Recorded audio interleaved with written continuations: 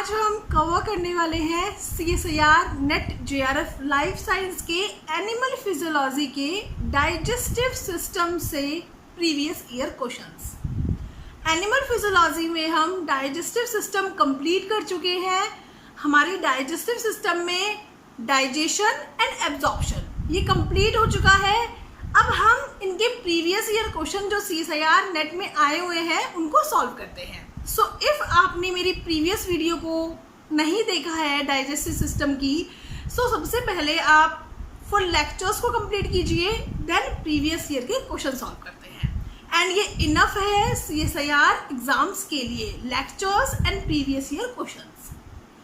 सो first question आपकी screen पे given है। Draw below is an intestinal epithelial cell performing the absorption of digested monosaccharide from the dietary carbohydrates ingested.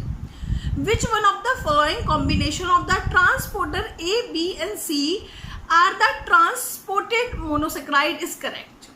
हमें carbohydrate के absorption का diagram given है। Small intestine में carbohydrate का absorption हो रहा है। ये हमारा ल्यूमन है, ल्यूमन टू ब्लड हमारा कार्बोहाइड्रेट का एब्जॉर्प्शन हो रहा है, ग्लूकोज का एंड फ्रक्टोज का एब्जॉर्प्शन हो रहा है। कार्बोहाइड्रेट का फुल एब्जॉर्प्शन हम पढ़ चुके हैं प्रीवियस लेक्चर्स में। इसमें हमें A, B, C 3 transporter given है। हमें इन ट्रांसपोर्टर्स के नेम बताने हैं। ओके, अब आप याद कीजिए, इफ हम कार्बोहाइड्रेट के एब्जॉर्प्शन को याद करें तो ये हमारा ब्लड होता था एंड ये हमारा सेल होती थी, ये हमारी सेल होती थी। यहाँ पे ब्लड में हमारा ग्लूकोज भी होता था, फ्रक्टोज भी होता था।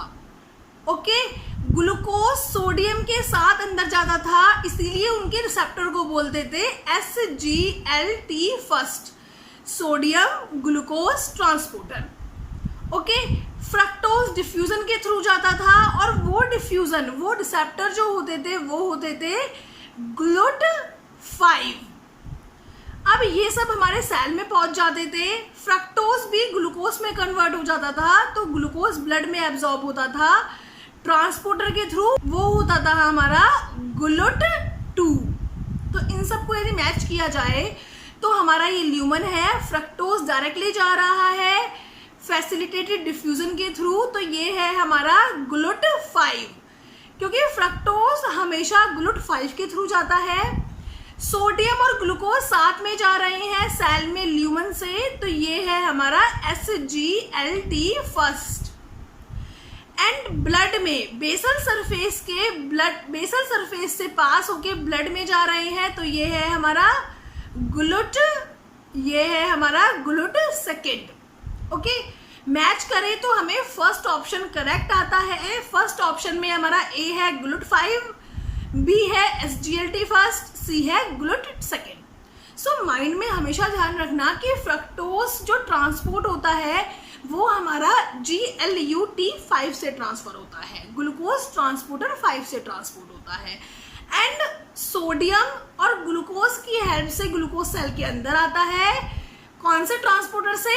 हमारा SGLT फर्स्ट ट्रांसपोर्टर से, सोडियम ग्लूकोज ट्रांसपोर्टर से। और ग्लूकोज ब्लड में जाता है GLUT2 की हेल्प से। GLU means glucose, T means transporter, उसकी हेल्प से। तो यहाँ पे सिंपल हमें सेल्स गिवन है, स्मॉल इंटेस्टाइन की सेल्स गिवन है और एब्जॉर्प्शन हो रहा है, तो हमें उनके चैनल्स को मार्क करना है। बहुत इजी क्वेश्चन है, डाइजेस्टिव सिस्टम से हमेशा इजी क्वेश्चंस आते हैं और इफ आप लेक्चर्स को देखेंगे तो आपसे क्वेश्चन बहुत इजीली सॉल्व हो जाएंगे। नेक्स्ट क्वेश्चन देखते हैं। नेक्स्ट क्वेश्चन में बोला है, a patient comes to the hospital complaining of vomiting and diarrhoea. The doctor suggested that the patient take glucose and electrolyte solution orally. Which one of the following membrane potential is likely to be involved in rehydrating patient? एक patient है, उसको vomiting हो रहा है and diarrhoea हो रहा है, उसको सजेस्ट किया गया कि वो ग्लूकोज के साथ वो ग्लूकोज और इलेक्ट्रोलाइट मीन्स सोडियम, यहाँ पे इलेक्ट्रोलाइट सोडियम की बात हो रही है क्योंकि हमने ग्लूकोज का और सोडियम का साथ में कॉम्बिनेशन पढ़ा हुआ है। ओके, ग्लूकोज के साथ इलेक्ट्रोलाइट ले तो बहुत बहुत ईजिली जो उसको वोमिटिंग हो रही है, अब वो बहुत ईजिली रिहाइड्रेट हो जाएगा। जो वो डिहाइड्रेट हो चुका है वोमिटिंग की वजह से, वो बहुत ईजिली रिहाइड्रेट हो जाएगा। तो कौन से चैनल यहाँ पे वर्क कर रहे हैं उसको रिहाइड्रेट करने में? अब आप सोचिए कि ग्लूकोज एंड सोडियम दोनों एब्जॉर्ब हो रहे हैं। रिहाइड्रेट होना मीन्स ग्लूकोज का एब्जॉर्प्शन होना। सोडियम की वजह से ग्लूकोज अंदर जा रहा है, तो कौन सा चैनल होगा? सोडियम ग्लूकोज ट्रांसपोर्टर, जिसको हम बोलते हैं SGLT फर्स्ट। ओके, ऑप्शन देखते हैं। सिस्टिक फिब्रोसिस ट्रांसमेम्ब्रेन रेगुलेटर, नहीं। फर्स्ट थिंग तो ये क्लोरीन का चैनल है, यहाँ पे इसका कोई मतलब नहीं है। SGLT फर्स्ट, यस, ये आंसर करेक्ट है। सी ऑप्शन है insulin receptor protein. Insulin receptor protein सिर्फ इंसुलिन में के लिए होती है, कभी सोडियम और ग्लूकोज को ट्रांसपोर्ट करने के लिए नहीं होती है। सेल इंसुलिन को, सेल जो है वो हमारे ग्लूकोज को अपटेक कर ले उसके लिए होती है, ना कि इसलिए कि ग्लूकोज का एब्जॉर्प्शन हो जाए। Sucrase isomaltase protein, no. हमारा आंसर है sodium glucose transporter protein, that is SGLT first. ये भी हमने सेम टू सेम एग्जैक्टली हमने पढ़ा हुआ है अपने नोट्स में, अपने लेक्चर्स में। ओके, जब भी डिहाइड्रेशन होना होता है, इफ़ किसी की बॉडी में डिहाइड्रेशन हो गया है और वो ग्लूकोज ही अपटेक कर रहा है तो कोई बेनिफिट नहीं होगा। ग्लूकोज के साथ साथ हमें इलेक्ट्रोलाइट सोडियम भी अपटेक करना होगा, क्योंकि ग्लूकोज बॉडी में जाएगा, बट ग्लूकोज के एब्जॉर्प्शन के लिए इलेक्ट्रोलाइट और सोडियम रिस्पॉन्सिबल होगा, क्योंकि वहाँ पे एब्जॉर्प्शन जो होना है ग्लूकोज का वो सेकेंडरी एक्टिव ट्रांसपोर्ट से होना है। वो हमारा कब होगा? जब सोडियम अंदर जाएंगे तो एक एनर्जी का रिलीज होगा, जिसकी वजह से हमारे ग्लूकोज भी हमारे सेल में जाएंगे। ओके, नेक्स्ट क्वेश्चन देखते हैं। विच one of the following is not involved with the absorption of iron? Iron के एब्जॉर्प्शन के लिए क्या क्या इन्वॉल्वमेंट नहीं होता? पहले तो हम ये पढ़ते हैं कि आयरन के एब्जॉर्प्शन के लिए क्या क्या इन्वॉल्वमेंट होता है, कौन कौन से चैनल्स का इन्वॉल्वमेंट होता है। सबसे पहले हमारा होता है divalent metal transporter first. Second हमारा होता है हीम ट्रांसपोर्टर। थर्ड हमारा होता है फेरोपोटीन। फोर्थ हमारा होता है हेफास्टीन। ओके, सो यहाँ पे हमारा डाईवेलेंट मेटल ट्रांसपोर्टर भी है, हेफास्टीन भी है, फेरोपोटीन भी है, ट्रांसफेरिन एक्स्ट्रा है। ट्रांसफेरिन का इन्वॉल्वमेंट एब्जॉर्प्शन में नहीं होता। अब आप बोलेंगे मैम ट्रांसफेरिन तो आपने पढ़ाया है आयरन के एब्जॉर्प्शन में। आयरन के एब्जॉर्प्शन में नहीं पढ़ाया है, मैंने सिर्फ ट्रांसफेरिन और फेरेटिन का एग्जाम्पल दिया था, क्योंकि ये आयरन बाइंडिंग प्रोटीन है, बट ये आयरन के एब्जॉर्प्शन में हेल्प नहीं करती है। एक बार आयरन ब्लड में आ गया तो उससे बाइंड हो जाती है। बाइंड होना और उसके एब्जॉर्प्शन में हेल्प करना बहुत डिफरेंट थिंग है। ओके, तो ट्रांसफेरिन हमारी एक आयरन बाइंडिंग प्रोटीन जरूर है। ट्रांसफेरिन हमारी एक आयरन बाइंडिंग प्रोटीन जरूर है, बट वो आयरन के एब्जॉर्प्शन में कोई रोल प्ले नहीं करती। नेक्स्ट क्वेश्चन देखते हैं। The transport of fructose into enterocyte is mediated by. Fructose का ट्रांसपोर्ट एंटेरोसाइट्स में मींस स्मॉल इंटेस्टाइन में किसके थ्रू होता है? फ्रक्टोज का ट्रांसपोर्ट तो आप लोगों को पता ही है कि वो हमारा GLUT5 के थ्रू होता है। हमेशा ध्यान रखना, फ्रक्टोज के लिए GLUT5 रिस्पॉन्सिबल होते हैं और ग्लूकोज के लिए हमारा सोडियम ग्लूकोज ट्रांसपोर्टर रिस्पॉन्सिबल होते हैं। इस बात को हमेशा माइंड में रखना। ओके, तो हमारा GLUT5 क्या है? ग्लूकोज ट्रांसपोर्टर 5, GLUT5 भी करेक्ट है। नेक्स्ट क्वेश्चन देखते हैं। The di and tripeptide are transported in the enterocyte by peptide transport first that require. If आप पेप्टाइड आ गया है तो मतलब हमारा प्रोटीन का एब्जॉर्प्शन की बात हो रही है। प्रोटीन एब्जॉर्प्शन की बात हो रही है। अब क्या है, प्रोटीन का एब्जॉर्प्शन हमारा किस वे से होता है? या तो अमाइनो एसिड एब्जॉर्ब हो रहे हैं या डाई और ट्राईपेप्टाइड एब्जॉर्ब हो रहे हैं। दो ही वे थे हमारे, और अमाइनो एसिड भी हमारे दो वे में एब्जॉर्ब होते हैं, या तो वो सोडियम के साथ एब्जॉर्ब हो रहे हैं या वो हमारे क्लोरीन के साथ एब्जॉर्ब हो रहे हैं। और डाई और ट्राईपेप्टाइड कैसे एब्जॉर्ब होते हैं? डाई और ट्राईपेप्टाइड हमारे हाइड्रोजन की हेल्प से एब्जॉर्ब होते हैं। ओके, पूछा क्या है कि डाई और ट्राई पेप्टाइड कैसे ट्रांसपोर्ट हो रहे हैं पेप्टाइड ट्रांसपोर्टर फर्स्ट के थ्रू। सोडियम के थ्रू नहीं होंगे, सोडियम के थ्रू तो अमाइनो एसिड ट्रांसपोर्ट होते हैं। कैल्शियम के थ्रू तो हमारा प्रोटीन का एब्जॉर्प्शन होता ही नहीं है। क्लोरीन के थ्रू हमारा अमाइनो एसिड ट्रांसपोर्ट होते हैं। हाइड्रोजन आयन के थ्रू हमारे डाई और पेप्टाइड ट्रांसपोर्ट होते हैं। इफ आपने एब्जॉर्प्शन पढ़ा है प्रोटीन का तो मैंने वहाँ पे बताया था कि कुछ पेप्टाइड्स हमारी डाइजेस्ट नहीं होती फुली है, ये पेप्टाइड्स हमारी एब्जॉर्ब होती हैं किसके थ्रू, किसके सेकेंडरी एक्टिव ट्रांसपोर्ट के थ्रू, हाइड्रोजन आयंस के। नेक्स्ट क्वेश्चन देखते हैं। An elder person suffering from calcium deficiency was advised to take calcium rich food and supplement the diet with vitamin D.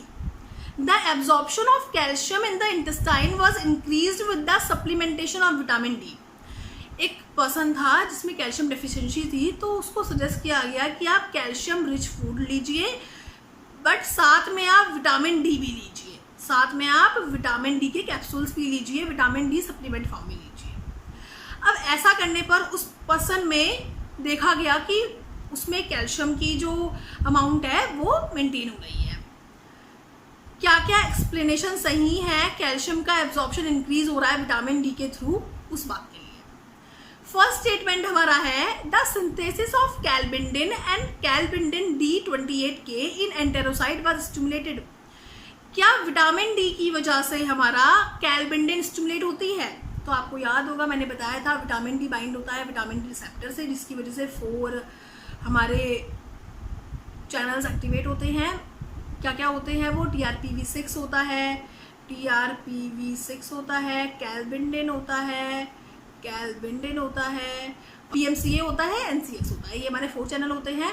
तो yes, कैलबिंडिन हमारा stimulate कर रहा है, vitamin D कैलबिंडिन को स्टिमुलेट कर रहा है, P करेक्ट है। ओके, क्यों बोला है हमें the number of calcium ATPase molecule in enterocyte was increased. मैंने क्या बताया था? PMCA क्या है? Plasma membrane calcium ATPase। Calcium ATPase भी इंक्रीज हो रहा है, यस कैल्शियम ATPase भी इंक्रीज हो रहा है। Synthesis of divalent metal transporter first in the enterocyte was stimulated.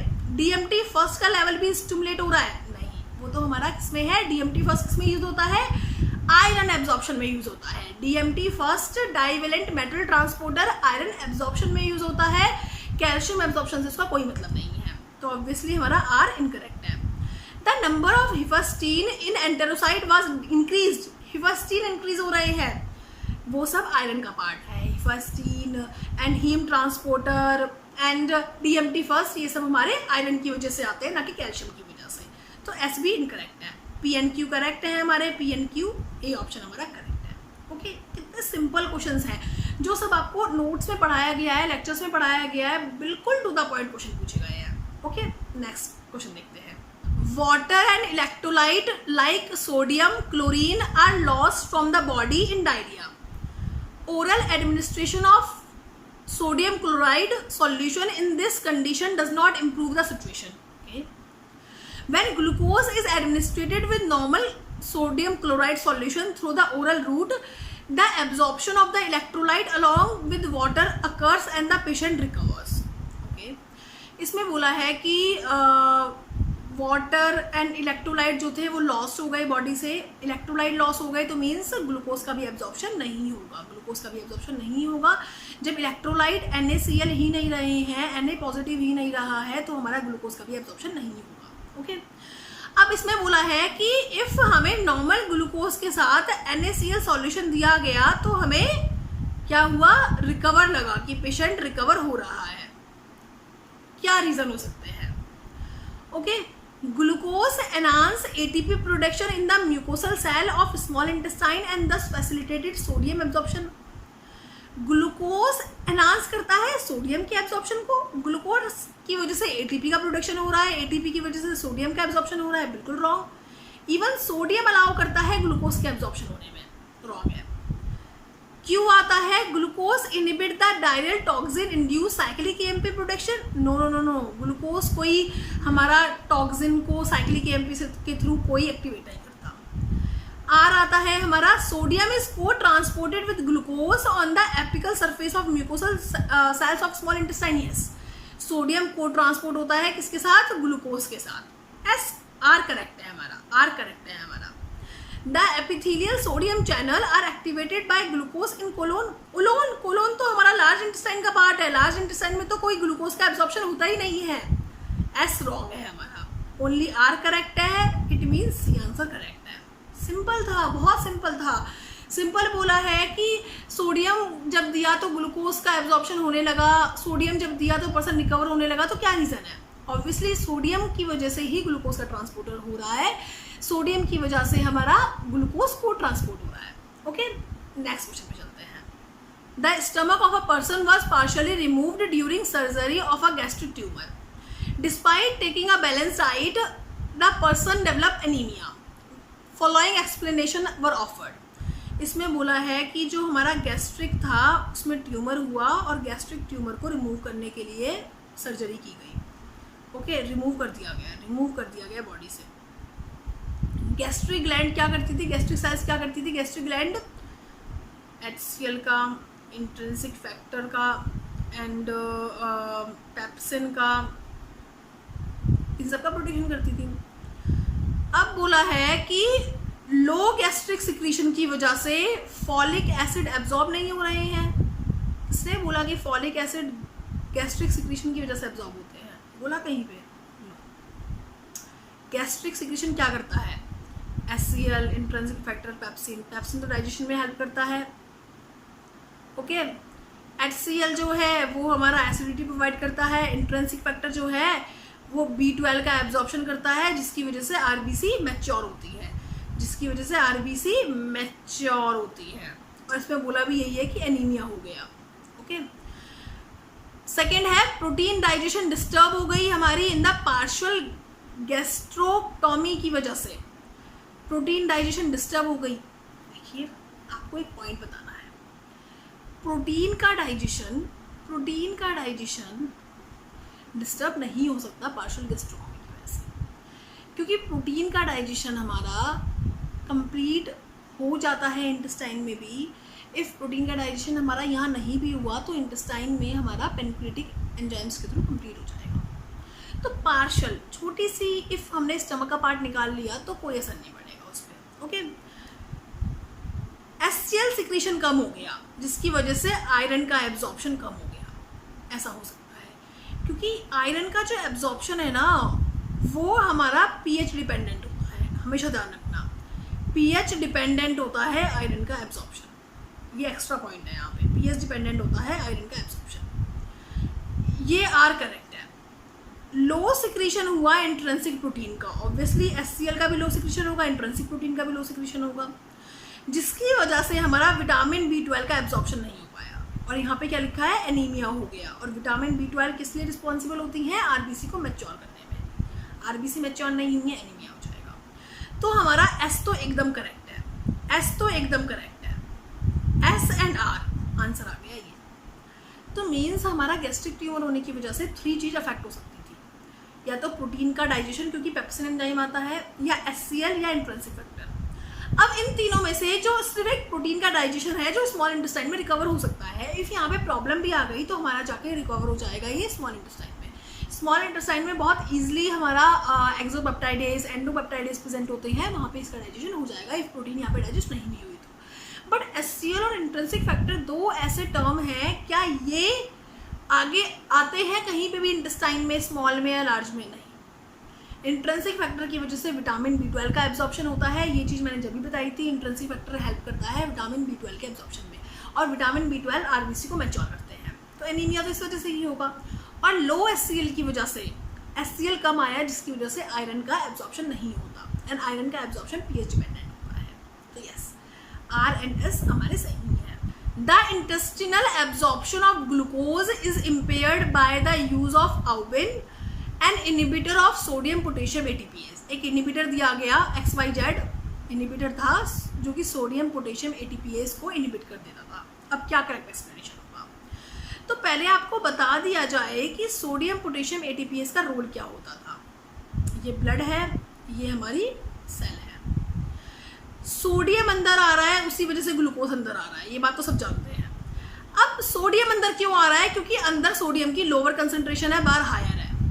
If sodium continuously अंदर आता रहा सेल में तो अंदर सोडियम की कंसंट्रेशन हाई हो जाएगी। तो इस सोडियम को बाहर निकालना बहुत जरूरी है। वो सोडियम पोटेशियम एटीपीएस करते हैं। इफ वो इस सोडियम को सेल में से जो स्पेस है जिसको हम बोलते हैं इंटरस्टिशियल स्पेस, वहां नहीं निकाल पाए तो हमारा सारा प्रोसेस ग्लूकोज के ट्रांसपोर्ट का इनहिबिट हो जाएगा। ओके, तो सोडियम पोटेशियम एटीपीएस इनहिबिट हो गया है कोई इनहिबिटर की वजह से। तो अब क्या होगा? इनहिबिटर ने ब्लॉक कर दिया सोडियम का ट्रांसपोर्ट, सही बात है। ल्यूमन से एपिथेलियल सेल में, ल्यूमन से एपिथेलियल सेल में नहीं, ल्यूमन से एपिथेलियल सेल में तो हो जाएगा। इनहिबिटर ने यहाँ पे ब्लॉक नहीं किया है। इनहिबिटर ने क्या ब्लॉक किया है? इनहिबिटर ने ब्लॉक किया है कि हमारा सोडियम सेल से इंटरस्टिशियल स्पेस में ना आ पाए, सेल से इंटरस्टिशियल स्पेस में ना आ पाए। तो ये हमारा रॉन्ग है। इनहिबिटर ने ब्लॉक कर दिया है ट्रांसपोर्ट सोडियम का एपिथेलियल सेल से ल्यूमन में, एपिथेलियल सेल से ल्यूमन में। नो, ऐसा तो जाता ही नहीं है सोडियम। सी बोला है इनहिबिटर ने ब्लॉक कर दिया है ट्रांसपोर्ट एपिथेलियल सेल से इंटरस्टिशियल स्पेस में। यस, एपिथेलियल सेल से इंटरस्टिशियल स्पेस में यदि सोडियम नहीं आएगा तो सोडियम की कंसंट्रेशन अंदर लोअर नहीं होगी, लो नहीं होगी, तो हमारा फिर से हमारा क्या नहीं होगा? ग्लूकोज अंदर नहीं आ पाएगा सोडियम को ट्रांसपोर्ट के लिए। सी करेक्ट है। डी बोला है इनहिबिटर ने ब्लॉक कर दिया है सोडियम का ट्रांसपोर्ट इंटरस्टिशियल स्पेस से सेल्स में। उल्टा बोल दिया, ये तो स्पेस यहाँ है, सेल यहाँ है, अपोजिट तो कभी जाता ही नहीं है। तो इसलिए हमारा सी आंसर करेक्ट है। एक बार और समझ सकते हैं इसको।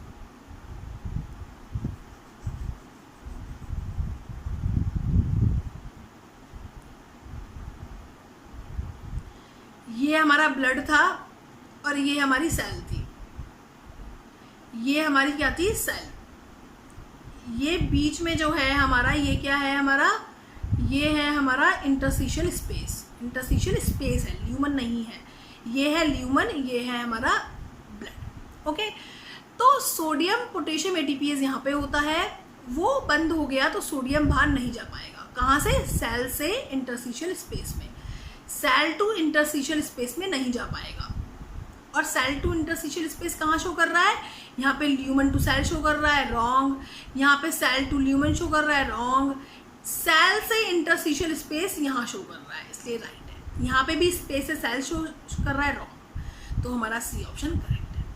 सी ऑप्शन करेक्ट है। सो ये हमारे डाइजेस्टिव सिस्टम से कुछ क्वेश्चंस थे CSIR नेट JRF में डाइजेस्टिव सिस्टम से जो प्रीवियस ईयर में क्वेश्चंस आए हैं। इफ आपको डाइजेस्टिव सिस्टम के या कार्डियक सिस्टम भी मैंने कंप्लीट करा है फुल, उसके क्वेश्चंस भी कराए हैं, कोई भी प्रॉब्लम हो तो आप मुझे मेल कर सकते हैं। मेरी मेल आईडी आपको डिस्क्रिप्शन बॉक्स में मिल जाएगी। So best of luck.